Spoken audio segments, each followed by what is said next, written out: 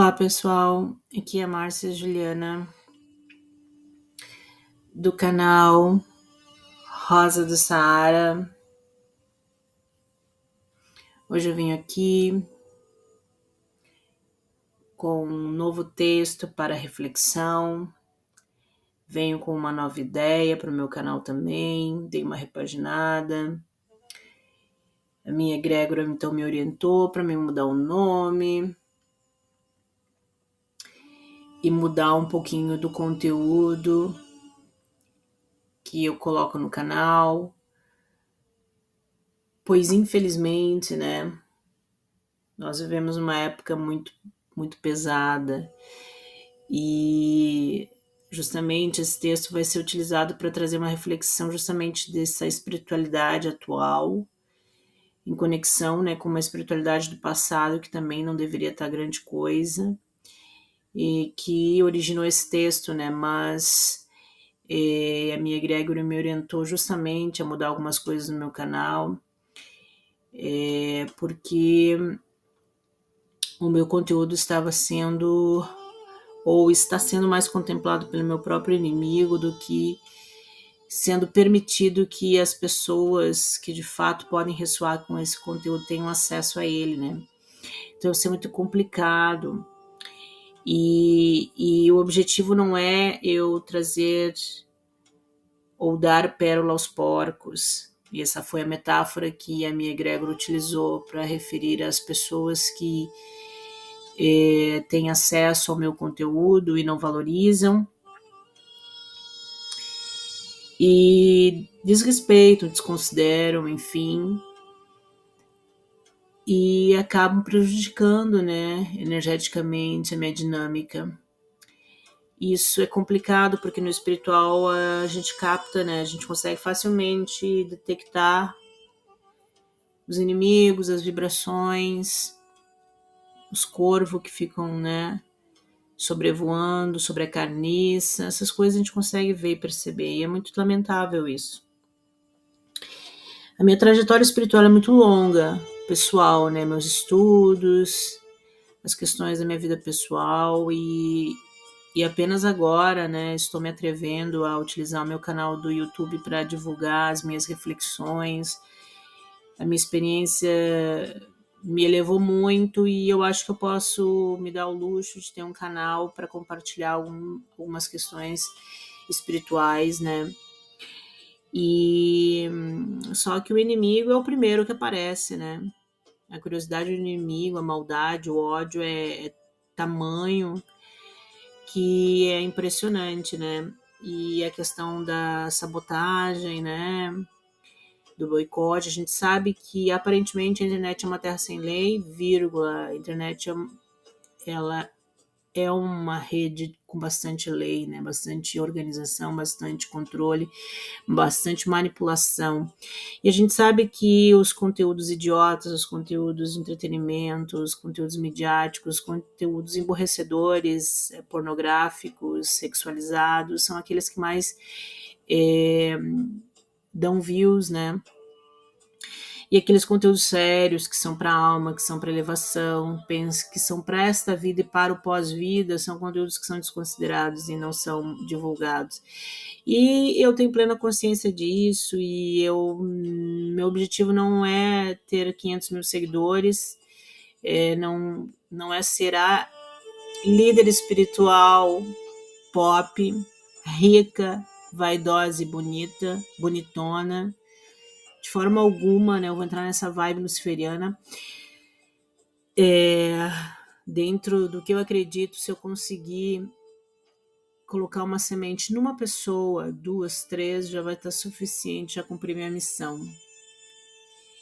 Eu não estou nessa vibe de vaidade luciferiana, só para deixar os meus inimigos bem conscientes, porque eles, né, são super, ai meu Deus, que vaidade.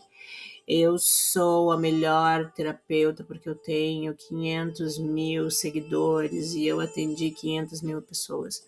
Gente, tem que ler a Bíblia, né? Tem que ler a Bíblia para entender que no espiritual, né, a coisa é diferente. A gente atua lá, é um, né?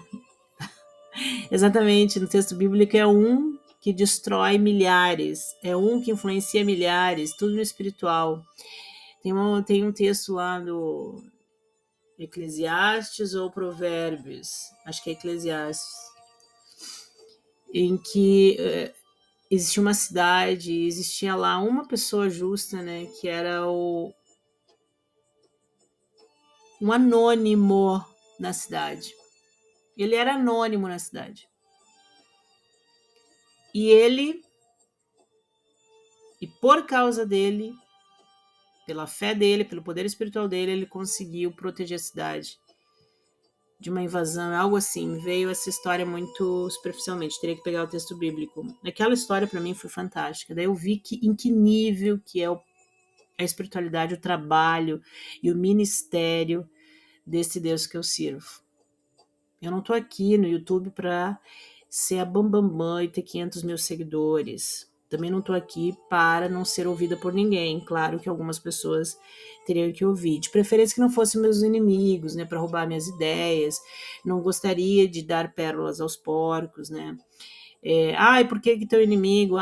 Por que não o inimigo? Porque não dá, gente. A gente está vivendo tempos bem difíceis. A gente tem que focar na mesma tribo.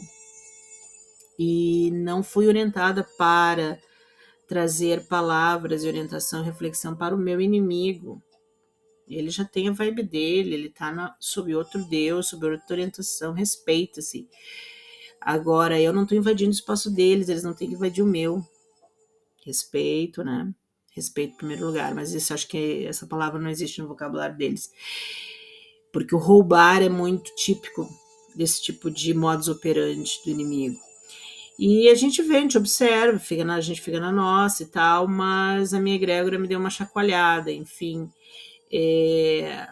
Pérolas aos porcos também não dá. Então vamos trazer um conteúdo mais enigmático para deixar mais difícil a roubalheira, né? Porque a roubalheira ela se dá no mundo físico e no mundo espiritual. Acho que todo mundo já sabe disso, né? O vampirismo, ele é algo assim, ó, físico e não físico. Então a gente tem que estar se cuidando, né? Muito Arcanjo Miguel escudão aí, porque os nossos tempos são difíceis. E nessa reflexão eu trago esse texto do cinto de linho de Jeremias 13, né? É justamente para mostrar a degradação, o podridão que está a sociedade atual e também essa sociedade representada aqui pelo texto de Jeremias 13, que mostra o quão a espiritualidade se torna de baixo nível, né? De pessoas que realmente têm uma espiritualidade materialista, uma espiritualidade vaidosa, uma espiritualidade que precisa de templo, precisa de seguidores, enfim, né? Eu também certa vez li o texto o texto bíblico em que Davi, né, desapontou a Deus quando ele quis contar quantos soldados tinha no exército dele. Quando eu li aquilo ali, eu vi, ei, Deus não curte essa história de seguidores. De ficar se importando com essa vaidade de ter 500 mil seguidores. Aí depois que eu li aquilo ali, ó, minha crença mudou automaticamente em relação ao meu conteúdo na internet. Tanto é que hoje eu nem posto quase nada pessoal na internet. Eu coloco só meu conteúdo de ideias, porque esse é o tesouro, que é isso que eu aprendi, né? Que o nosso ouro e nossa prata está no conhecimento, na sabedoria, e não em questões materiais. E aí eu vi que realmente essa onda do século XXI, de internet, dessa vaidade, dessa falsidade, hipocrisia da rede, querer ter 500 mil seguidores, querer ser a bambambam das redes, líder espiritual mais conceituada, eu tenho 24 horas do meu dia são para atendimentos, eu sou a melhor, eu sou top, eu sou caridosa, estou fazendo bem para ajudar o outro,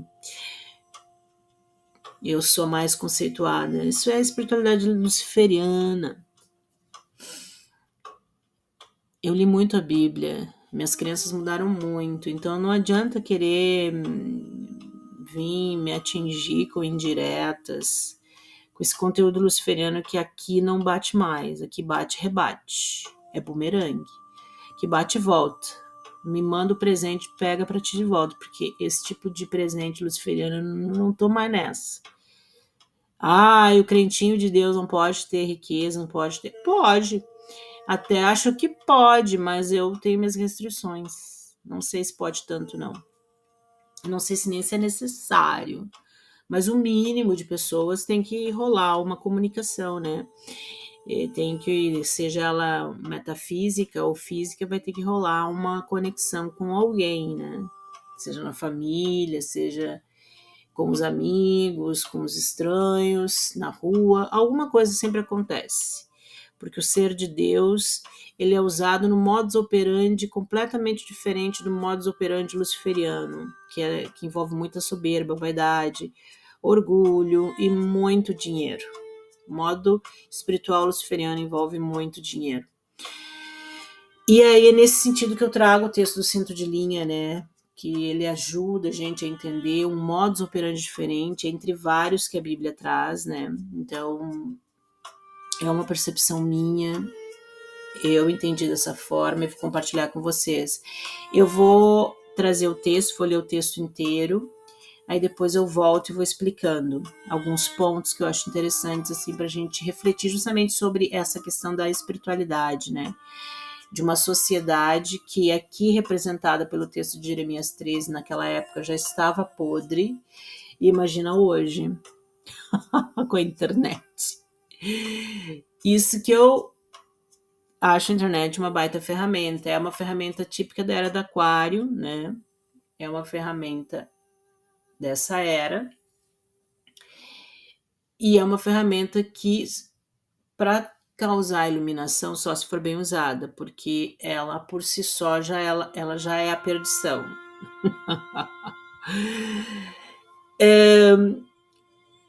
Então, vamos lá o texto. Assim me disse o Senhor, vai e compra um cinto de linho e põe-no sobre os teus lombos, mas não o coloques na água. E comprei o cinto, conforme a palavra do Senhor, e o pus sobre os meus lombos. Então me veio a palavra do Senhor pela segunda vez, dizendo: Toma o cinto que compraste e que trazes sobre os teus lombos e levanta-te. Vai ao Eufrates e esconde-o ali na fenda de uma rocha. E fui e escondi-o junto ao Eufrates, como o Senhor me havia ordenado. Sucedeu ao final de muitos dias que me disse o Senhor: Levanta-te, vai ao Eufrates e toma dali o cinto que te ordenei que o escondesses ali. E fui ao Eufrates e cavei e tomei o cinto do lugar onde o havia escondido, e eis que o cinto tinha apodrecido e para nada prestava. Então veio a mim a palavra do Senhor dizendo: Assim diz o Senhor, do mesmo modo farei apodrecer a soberba de Judá e a muita soberba de Jerusalém.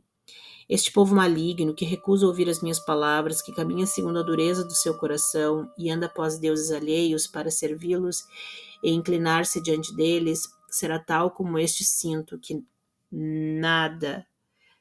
para nada presta. Porque como o cinto está pegado aos lombos do homem, assim eu liguei a mim a toda a casa de Israel e a toda a casa de Judá, diz o Senhor, para me serem por povo e por nome e por louvor e por glória, mas não deram ouvidos. Portanto, diz-lhes esta palavra: Assim diz o Senhor, Deus de Israel: Todo odre se encherá de vinho, e dir-te-ão: Porventura não sabemos nós muito bem que todo odre se encherá de vinho? Mas tu diz-lhes: Assim diz o Senhor: Eis que eu encherei de embriaguez a todos os habitantes desta terra e aos reis da estirpe de Davi, que estão assentados sobre o seu trono, e aos sacerdotes, e aos profetas, e a todos os habitantes de Jerusalém. E lhes farei em pedaços, atirando uns aos outros, e juntamente os pais com os filhos, diz o Senhor. Não perdoarei, nem pouparei, nem terei deles compaixão, para que não os destrua. Escutai e inclinai os ouvidos, não vos ensoberbeçais, porque o Senhor falou. Na glória ao Senhor vosso Deus, antes que venha a escuridão e antes que tropecem vossos pés nos montes tenebrosos, antes que esperando vós luz, ele a mude em sombra de morte e a reduza à escuridão.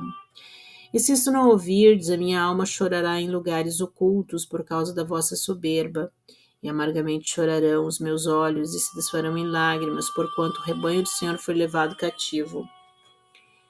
Dize ao rei e à rainha, humilhai-vos e assentai-vos no chão, porque já caiu todo o ornato de vossas cabeças, a coroa da vossa glória. As cidades do sul estão fechadas e ninguém há que as abra. Todo Judá foi levado cativo, sim, inteiramente cativo. Então, voltando ao início, essa história. Ela continua, na verdade, mas eu cortei aqui, porque nós já temos muito conteúdo. É um texto completamente enigmático, é um texto maravilhoso, ele não se esgota aqui. Eu vou pincelar algumas coisas que eu acho interessante como reflexão, justamente para pensar essa espiritualidade do século XXI e trazer o que mais me chamou a atenção neste texto de Jeremias 13 é a questão do modus operandi, né, espiritual de Deus diferenciado. E que isso aqui acho que a maioria das pessoas não conhece hoje, ou pelo menos nunca vi alguém comentando sobre isso. Então Jeremias, né, é um profeta fantástico, né, e ele é um poeta. Poeta é bom, né? Sou prof de português e literatura. Um ato falho, poeta. Profeta. Ele é um profeta. Então, mas o que eu quero dizer é o período que eu vou ler para vocês, ó. Então, Jeremias, ele é um profeta, né? Conhecido como profeta chorão, né? Vou ler as informações aqui do Wikipedia, só para a gente contextualizar esse profeta e para a gente entender o período o qual ele fala, né? E para a gente ver essa questão da atemporalidade, né? O quanto o ser humano tem esses altos e baixos, esses momentos, né?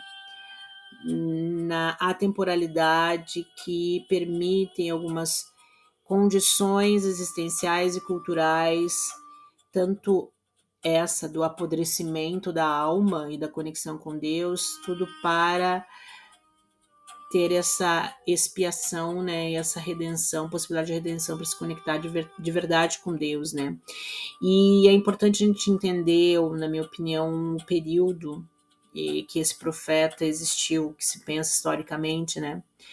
E ele, então, Jeremias, conhecido como o profeta chorão, né, porque há muita, tanto é que tem um livro de lamentações, né, ele chora demais, ele é um profeta muito do choro, do coração, da emoção.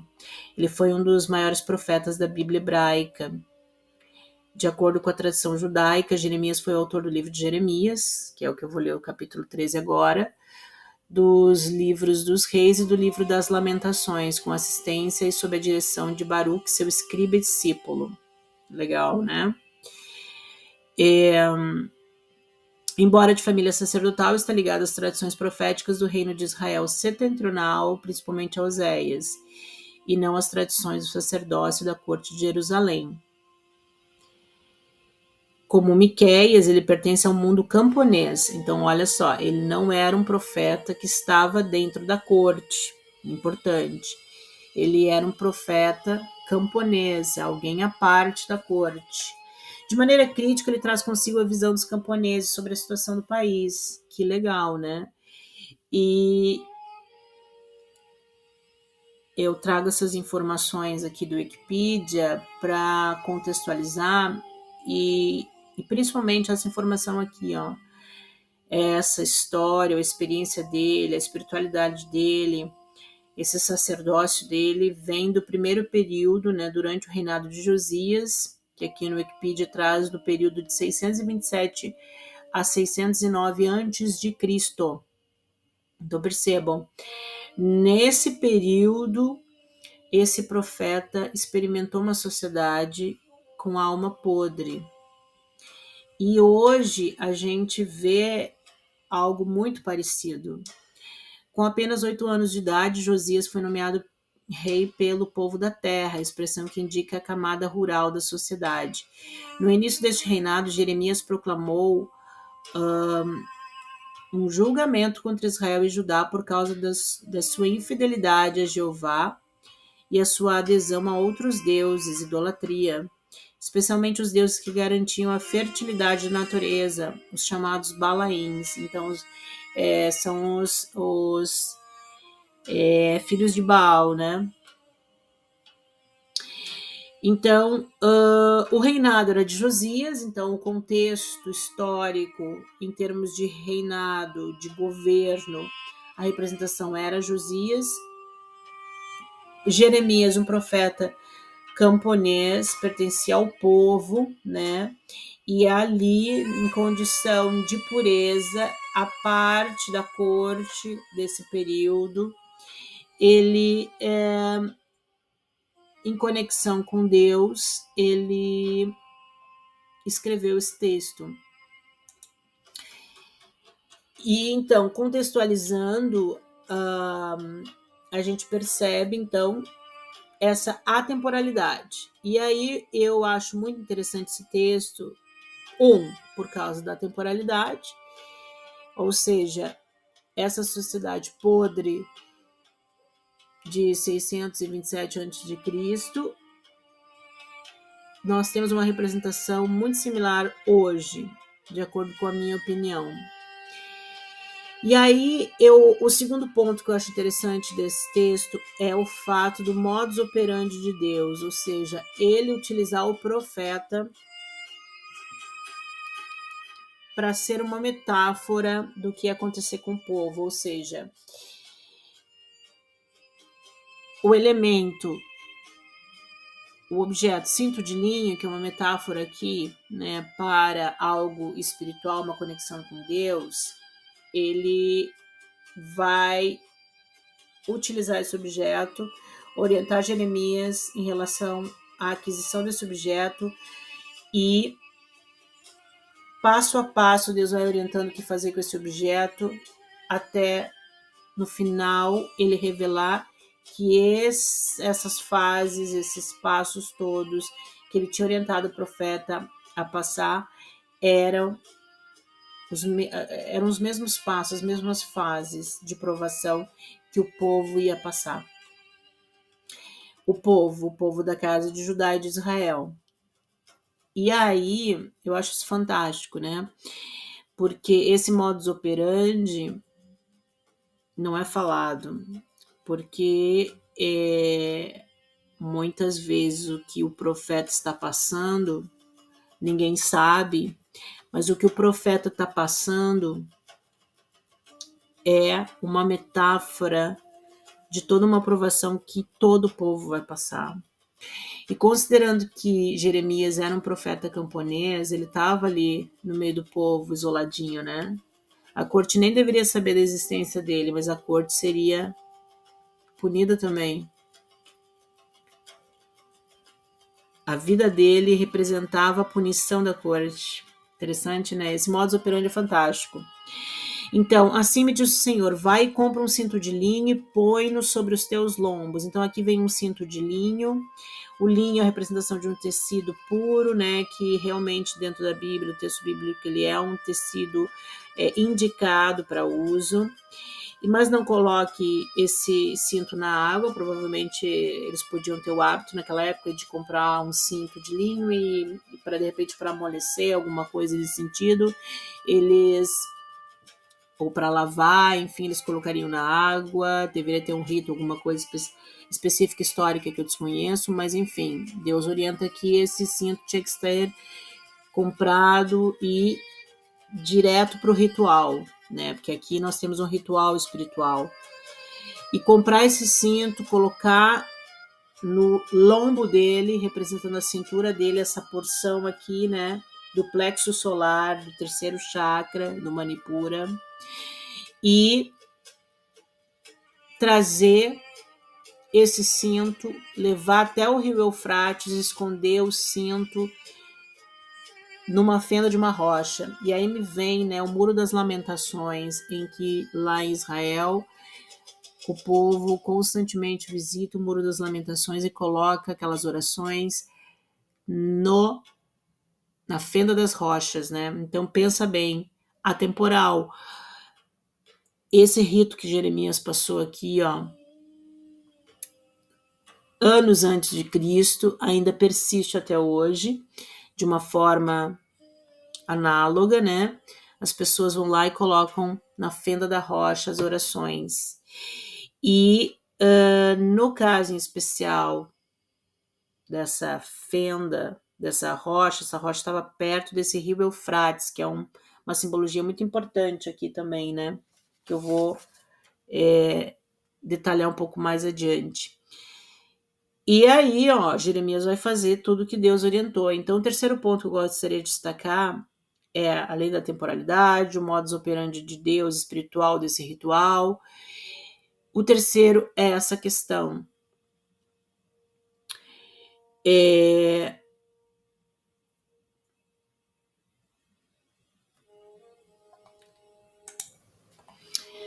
A questão do diálogo, né, que o profeta tinha com Deus também, né? Deus deu os passos, assim, as fases, tudo que era para fazer bem certinho, bem direitinho. Essa conexão de Jeremias com Deus é fantástica. Isso prova que Jeremias era puro, que Deus, né, por meio de uma dinâmica espiritual específica que a gente não sabe, porque Jeremias pode ter tido essa comunicação por meio da oração, por meio de visões, por meio dos sonhos, por meio de um acesso ao registro acástico da época. Alguma coisa existia na época em que Jeremias conseguia dialogar com Deus dessa forma para que ele orientasse, né, certinho. Eu acho isso fantástico.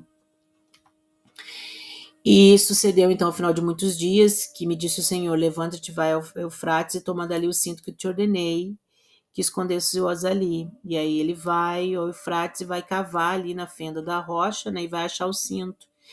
E eis que o cinto tinha apodrecido e para nada prestava. Então, essa metáfora, essa analogia, ou seja, desse ritual que Deus fez com o profeta para mostrar que esse cinto estava apodrecido, que não prestava para nada, era uma metáfora da mesma coisa que Deus ia fazer com a soberba do povo de Judá e a soberba do povo de Jerusalém. Acho fantástico essa conexão, esse modus operandi de Deus, de usar aquela pessoa anônima, como eu falei lá do texto de Eclesiastes, ou aquele profeta camponês, para que na vida dessas duas pessoas anônimas praticamente, ou desconsideradas, desvalorizadas, que a metáfora da vida deles seja a provação, o grande rito espiritual de redenção de uma comunidade, uma nação. E isso não é falado, né, normalmente, mas isso pode acontecer. E se alguém sabe sobre isso, essas pessoas não falam. Até mesmo porque fica difícil de provar, né? E aí Deus vem com a acusação: este povo maligno que recusa ouvir as minhas palavras, que caminha segundo a dureza do seu coração e anda após deuses alheios para servi-los e inclinar-se diante deles, será tal como este cinto que para nada presta. Ou seja, esse povo dessa época aí que estava servindo aos Balaíns, que eram servos de Baal. Quem é Baal? É o Senhor, mas é o Senhor não o verdadeiro. Então quem é esse Senhor não verdadeiro? É o Senhor desse mundo. Hoje, o Senhor deste mundo, a gente sabe que é Lúcifer, que é o Deus da árvore do conhecimento do bem e do mal, é o Deus da dualidade, da polarização, da esquerda e da direita, é o Deus do bem e do mal. Então, esse conhecimento, essa luz desse conhecimento polarizado, dual, é Lúcifer, que é a substância linguística que habita a nossa alma, a nossa mente. Isso é Lúcifer. Só que neste momento, quando a gente tem Deus acusando esses servos de Baal como um povo maligno, é porque esse conhecimento do bem e do mal está preponderando o conhecimento do mal, a ponto de apodrecer a comunidade, a sociedade, né? Porque ela vai, quais as características que ela tem, então, uma sociedade dessa forma? É uma sociedade soberba, é uma sociedade narcísica, egocêntrica, individualista. Ela vai caminhar segundo a dureza do seu coração. Um coração duro é um coração enrijecido, é um coração que tem crenças muito fortes, ideologias muito fortes, que não são flexíveis, não são adaptáveis, não são maleáveis, elas são duras. A pessoa teve uma experiência lá no ventre materno, na primeira infância, na adolescência, na fase adulta, e essas crenças, essa experiência está enrijecida em si mesma, neste ego, e é essa experiência que dita a vida dela e que tem que ditar de todos os outros. E esses deuses alheios são os deuses que são formados no inconsciente e no mundo da alma dessa pessoa a partir dessas crenças que ela tem, dessas crenças coração duro. A metáfora do chip que tem na espiritualidade Nova Era, ele é muito legal, porque esse chip nada mais é do que uma programação. Esse chip é rígido, ele é duro. Esse chip está na alma dessa pessoa, fica ali como uma programação, né, um drive, um algoritmo repetindo aquilo, formando um Deus, e essas pessoas acreditam nisso piamente, inclinam-se para isso, e esse modus operandi dessa alma apodrece e para nada presta, porque está embebecido de Lúcifer num nível desequilibrado. Precisa haver um equilíbrio entre esse bem e mal, e por isso que na Bíblia nós temos que sair da esquerda e da direita, como diz Deus e Jesus, e pegar o caminho do centro, ou seja, o cérebro nosso tem ali, né, o nosso centro. Temos a esquerda, temos a direita, o nosso cérebro, mas a gente também tem um centro.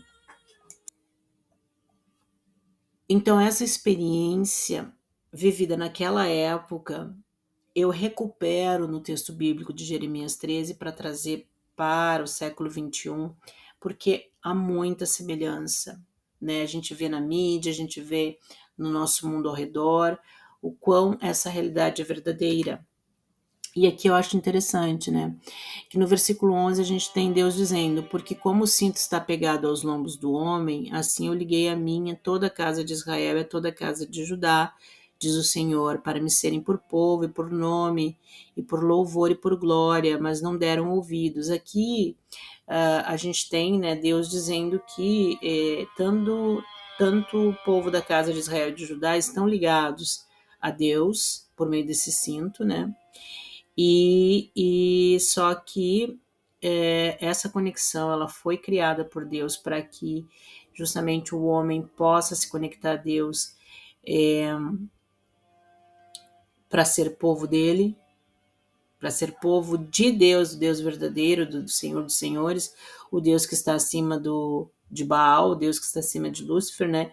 O Deus que está acima da árvore do conhecimento do bem e do mal, por nome, ou seja, o povo tem que estar conectado a Deus por ser povo dele, por estar conectado ao nome de Deus verdadeiro, por louvor, né, por uma vibração, por uma frequência, por um som, por uma canção, por uma vibração, e por glória, que é o brilho, é a vitória, é a luz, mas eles não deram ouvidos, ou seja, alguma coisa que acontece nas experiências normais da vida que afasta o homem, né, dessa conexão superior com Deus. Aqui a gente pode pensar também, né, um outro sentido, uma outra interpretação, né, ampliar um pouquinho. A gente pode pensar que esse lombo representa, né, o nosso terceiro chakra, o plexo solar, o Manipura, que é um centro de poder pessoal, de vontade divina, de identidade, integridade espiritual. É um cérebro que a gente tem, né, no terceiro chakra, é um chakra de poder pessoal. Por isso que magos negros, bruxas malignas, que cientes da árvore do conhecimento do bem e do mal e que trabalham só com as forças do conhecimento do mal, gostam muito de atingir a gente no nosso terceiro chakra, certo? Então, fazer uma limpeza desses chakras é muito importante. Dentro desse contexto também da espiritualidade, né, dessa consciência que eu quero trazer, reflexão, também tem esse lado, né, que esse chakra pode estar apodrecido porque está recebendo muita magia negra, muita inveja, muito mal olhado, está concentrando ali que a pessoa quer, ela quer tirar o teu centro de poder, ela quer tirar o teu poder pessoal, ela quer tirar a tua identidade, ela quer roubar a tua integridade espiritual, ela quer fazer vampirismo psíquico contigo.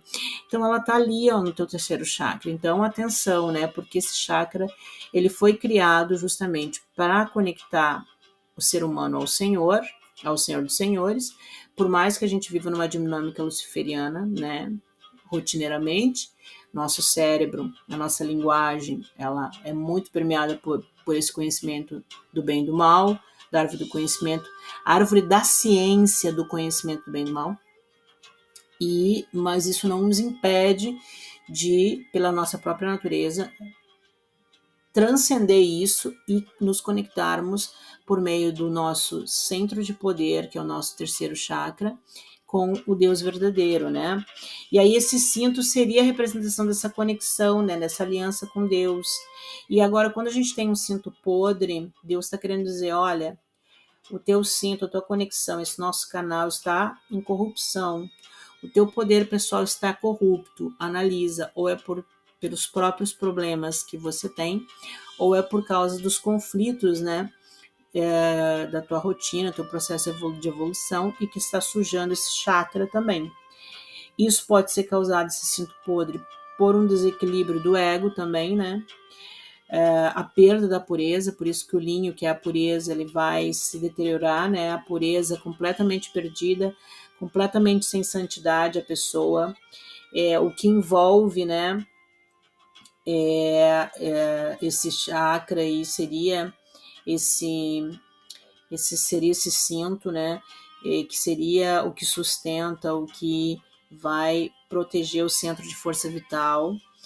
E esse plexo solar corrompido, certamente, né, vai causar desequilíbrios, né, no caminho da pessoa. Esse centro de poder desconectado da luz vai causar desequilíbrios e conflitos.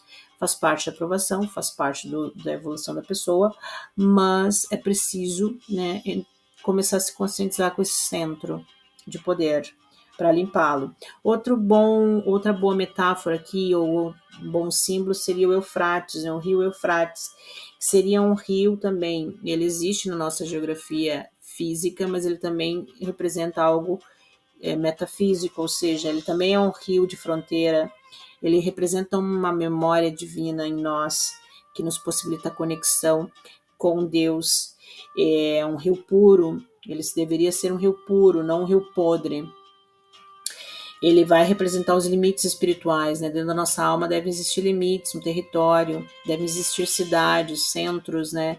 De conhecimento, informação, consciência e sabedoria, que representa esse rio, que é um limiar do sagrado, que pode ser o fluxo da mente divina também, nossa conexão, um lugar que possibilita a purificação e a revelação, e que na alquimia interior, né, corresponde sim esse Eufrates, a corrente energética que vai fluir do nosso plexo solar, o nosso coração. Que lindo, né? Então, quer dizer, a nossa conexão do nosso centro do coração com o centro de poder aqui no nosso lombo, né, no nosso terceiro chakra, é o rio Eufrates. E tudo isso estava apodrecido dessas pessoas que têm essa espiritualidade completamente desconectada com Deus verdadeiro, que é essa espiritualidade muito propensa para a árvore do conhecimento do mal, da ciência do mal e do conhecimento do bem e do mal, mas pendendo muito para a maldade, para o desequilíbrio, para a rigidez, um coração rígido, ideologicamente enrijecido, soberbo, orgulhoso, narcísico, pervertido, psicótico, neurótico também no seu nível, né? Mas acredito que isso tudo vai compor um centro de poder em desequilíbrio. E aqui, ó, a partir da visão dessa narrativa, com esse olhar dentro da espiritualidade, como o terceiro chakra sendo o lombo e o cinto, um fio ou uma conexão no terceiro chakra com Deus, e o Eufrates, uma conexão com o coração, e que lá no coração a gente sabe, no profundo, profundo, o templo de Deus está dentro do nosso coração. E isso também vai se refletir no nosso chakra coronário, que aí vem o versículo 18, né? Dize ao rei e à rainha, então nós teríamos o rei e a rainha, poderia ser o centro do cérebro feminino e o centro do cérebro masculino. Humilhai-vos e assentai-vos no chão, porque já caiu todo o ornato de vossas cabeças. Então, uma espiritualidade podre, com certeza tu não tem um coronário legal. O teu centro da coroa, que é a cabeça, está afetado. E as cidades do sul estão fechadas, então nós vamos ter outras partes do corpo, da alma, que vão estar bloqueadas. Centros de consciência, né?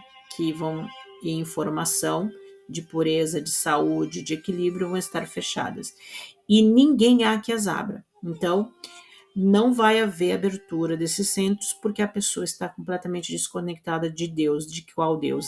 Do Lúcifer? Não, do Deus verdadeiro.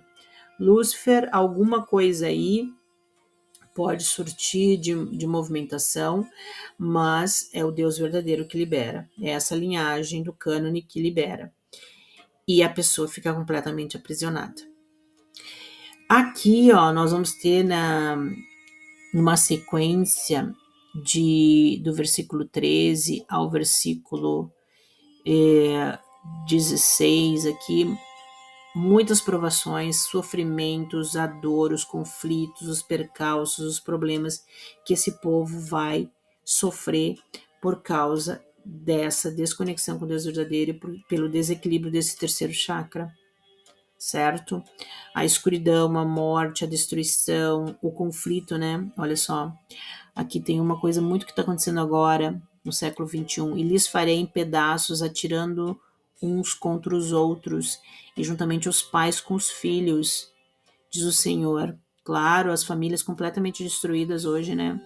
Não perdoarei, nem pouparei, nem terei deles compaixão para que não os destrua. Então quer dizer que Deus vai permitir a tribulação, a provação, como forma de vivenciar um nigredo, um calcinátil, uma purificação, uma queimação aí, para que a pessoa possa deixar a rigidez, a dureza de lado, se tornar uma pessoa flexível, não soberba, que não seja essa árvore da ciência do bem e do mal, luciferiana, em potencial, em rigidez, que não consegue permitir ver que existe um Deus maior e que você está assim conectado a Ele porque existe um cinto que sai dos teus lombos, né? Que pode ser o cordão de prata, por que não, né?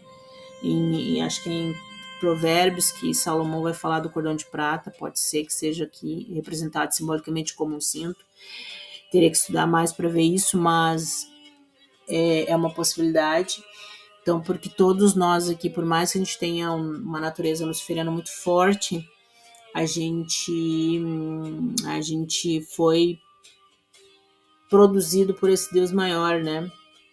E é a ele que a gente tem que voltar no final das contas, depois de enfrentar e transcender Lúcifer, que é a árvore da ciência do bem e do mal, que é a serpente, né?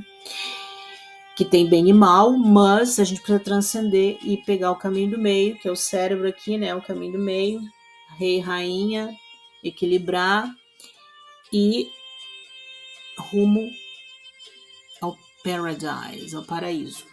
Pessoal, essa reflexão que eu queria trazer, tá? Eu trago um texto mais enigmático, um texto bíblico. Texto da Bíblia é pedreira, né?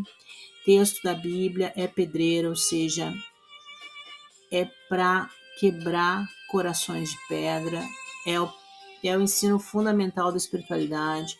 Por isso que as igrejas evangélicas têm um papel muito importante, por mais que sejam compreendidas na sociedade atual e de sempre, elas representam João Batista, elas vão quebrar, elas são a pedreira que quebra esse coração duro, trazendo essa palavra que é enigmática, que, enfim, quanto mais duro teu coração, mais difícil de entender, bem verdade. Mas água mole em pedra dura tanto bate até que fura, né? E a rocha tá ali na fenda, no muro da lamentação, tá ali a oração, mas está apodrecida, porque a espiritualidade não tá legal, a conexão com Deus não tá legal, Deus está pedindo a reflexão, a mudança, e Ele está pedindo uma maior humildade, né? Porque é o contraponto aqui. Lúcifer, soberba, rigidez ao cubo, chip, algoritmo, dureza no seu ponto máximo, e Deus está querendo, né, o bambu, a flexibilidade, a adaptação. Mas isso vai acontecer por meio de provação. Não sou eu que estou falando, não é porque eu estou falando que isso vai acontecer, mas é só porque a próprio sofrimento é que vai fazer a mudança, é a própria provação, é a escuridão, é as trevas, é a destruição, é o conflito. É isso que é, infelizmente, o que o homem gosta. Não, gosta não. Ele até não gosta, mas ele se submete por rigidez. E de uma certa forma acaba gostando do sofrimento, né? Porque ele provoca isso, né?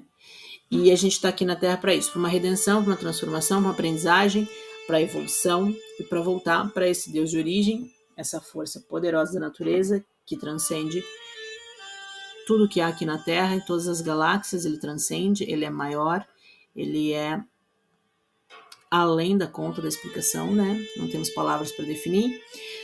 Mas eu trago essa reflexão justamente para dizer para os inimigos que eu estou completamente ciente de toda essa dinâmica da Matrix, de Lúcifer e tal. Eu estou sendo alimentada com conhecimento muito pérola. Não tem como divulgar tudo. Também estou aqui no esgotão, né? Como todo mundo aqui da Terra, tá todo mundo no esgoto. Alguns estão virando flor de lótus, tentando virar flor de lótus nesse esgoto do mundo, tá? E eu gostaria de me incluir nesse grupo, mas eu sei do controle que tem aqui na internet, eu sei que eu não vou ser famosa porque eu tô postando aqui no YouTube, eu sei que eu não vou arranjar cliente porque eu tô postando aqui no YouTube, eu sei das sabotagens físicas e espirituais que rola dos inimigos, das forças de Baal, das forças, né, dos demônios. A gente está aqui justamente para viver essa experiência. Eu vou criar o meu escudo, vou continuar aprendendo, vou continuar me alimentando dessa sabedoria maravilhosa, né? Porque certa vez eu ouvindo um rabino cabalístico, ele disse o que alimenta a alma, né? As pessoas acham que o que alimenta a alma é ir pra noite, é ir pra festa, é fazer sexo, é ter namorado, ter filho, é casar, blá blá blá, todas essas coisas materiais maravilhosas, é ter carro, ter dinheiro. A resposta do rabino foi fantástica e eu concordo com ele. O que alimenta a alma é o conhecimento da palavra, é o conhecimento do texto sagrado, é o conhecimento de alto nível, é o conhecimento da espiritualidade, é o conhecimento do autoexame, é o conhecimento da ciência do bem e do mal, sim. Esse conhecimento a gente se alimenta dele também. É esse conhecimento que fala sobre a própria alma, que fala sobre o próprio espírito e que alimenta a alma. Por isso que eu tenho a minha alma muito alimentada. E por isso que o versículo que diz da Bíblia que o melhor ouro e a melhor prata é o conhecimento e a sabedoria, e eu concordo plenamente com isso, é isso que me alimenta. As pessoas não entendem, né? Elas acham que eu vou me importar porque ela vai lá pro Instagram fazer videozinho para aparecer, para dar indireta, pro espiritualista, para a pessoa espiritualizada que está iniciando e que ainda não tem muito cliente, ou que ainda nem se jogou para absorver clientela, e que a gente sabe quais são os motivos que não tem, né? Por causa justamente de uma sociedade que está podre e que não reconhece a palavra de Deus ou as diferentes manifestações e o modo operandi de Deus, né? Porque podem falar o que falar a meu respeito, mas eu tenho minha consciência limpa e eu sei que eu estou seguindo o Deus verdadeiro. Cada um com o seu Deus verdadeiro. Cada um depois vai dar conta de si. Mas essa reflexão eu trago só para dizer, se não uma pitada para os inimigos que gostam de vir aqui debochar, ouvir as minhas coisas debochar, que ou roubar, né? A ideia, porque esse roubo no espiritual acontece muito, esse roubo aí, e o roubo físico e o roubo metafísico, que daí fica paradoxal, né? O cara despreza, mas também rouba, tira a ideia para debochar, mas rouba para jogar na cara, para dizer que é dele, ou para dizer que eu roubei a ideia, mas eu é que tenho poder que vou usar e tu não. Sei lá, eu não sei o que passa na cabeça dessa gente. É um desrespeito? É, mas que se entendam com o Deus verdadeiro que eu sigo, ou com o meu Deus. E que, graças a Deus, eu mesmo no meu nível iniciante, pelo menos, né, os inimigos estão se sentindo abalados aí, não querem que eu cresça, não querem que eu evolua. Então quer dizer que, né, a corzinha da minha alma deve ter uma cor legal, né, porque senão não... Lúcifer teria me dado aí, 500 mil seguidores, muita grana, baita carro, vida próspera aí ao cubo, templos e templos e templos.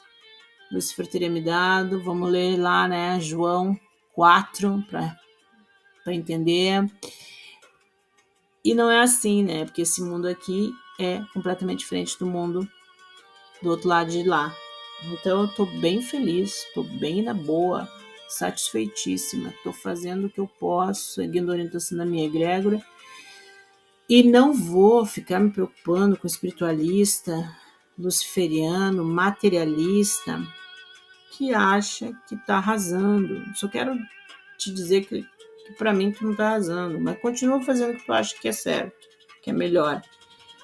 Só não subestima a minha inteligência, só isso. Segue teu rumo, deixa eu seguir meu caminho, porque mesmo que eu seja que nem aquele anônimo lá do texto de Eclesiastes, de Provérbios lá de Salomão, cumpri minha missão, tô feita, tô com Deus, cumpri a minha missão no anonimato, agi, fiz e aconteci na espiritualidade aqui e ninguém soube, ajudei um monte de gente, ninguém sabia de nada.